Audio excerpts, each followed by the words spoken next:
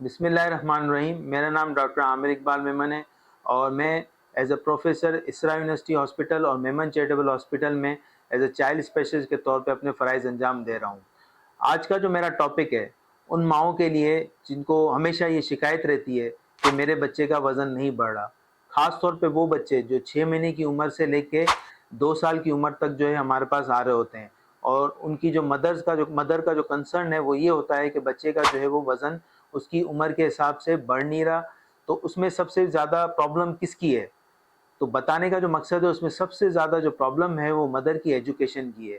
क्यों? क्योंकि जो है वो मदर क्या कर रही होती है कि 6 महीने से तक जो है वो मदर मदर फीड तो करवा रही हैं, लेकिन 6 महीने के बाद भी मदर का जो ज़्यादा से ज़्यादा जो रुझान होता है कि बच्चा मेरा ज़्यादा से ज़्यादा दूध पिए।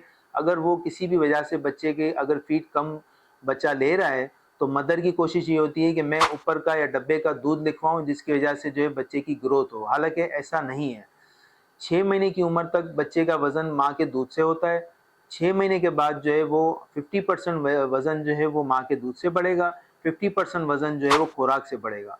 अगर उस मदर फीड के साथ बच्चे की खुराक नहीं होगी 6 महीने की उम्र के बाद, तो बच्चे का वज़न नहीं बढ़ेगा। लेकिन यहाँ पे मदर क्या कर रही होती हैं कि वो खुराक इतनी नहीं दे रही होती, लेकिन उसी टाइम ड्यूरेशन के साथ जो है वो फीड करा रही होती हैं 6 महीने के बाद भी, जो 6 महीने से पहले करवा रही होती हैं। तो यहाँ पे जो मदर को समझना लाज़मी है कि 6 महीने की उम्र के बाद एक फीड और दूसरी फीड में ड्यूरेशन आहिस्ता-आहिस्ता बढ़ाना होता है ताकि बच्चे का पेट खाली रहे और बच्चे ज़्यादा से ज़्यादा जो है वो खाना खाएँ।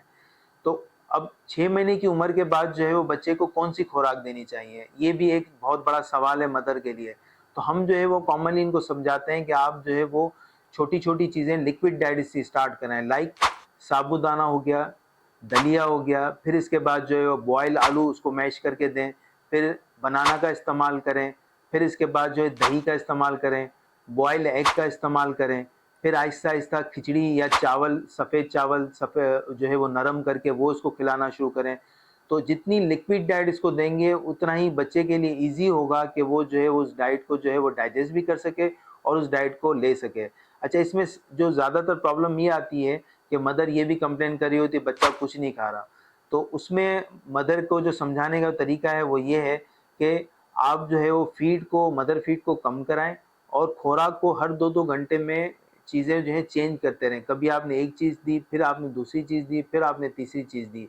किसी भी चीज़ का टेस्ट डेवलप होने के लिए कम से कम आप उस चीज़ को 15 से 16 दफ़ा, एक दिन में नहीं, डिफरेंट डेज़ में 15 से 16 दफ़ा आप उसको स्टार्ट कराएँ ताकि आहिस्ता-आहिस्ता जो है वो बच्चे का टेस्ट डेवलप हो।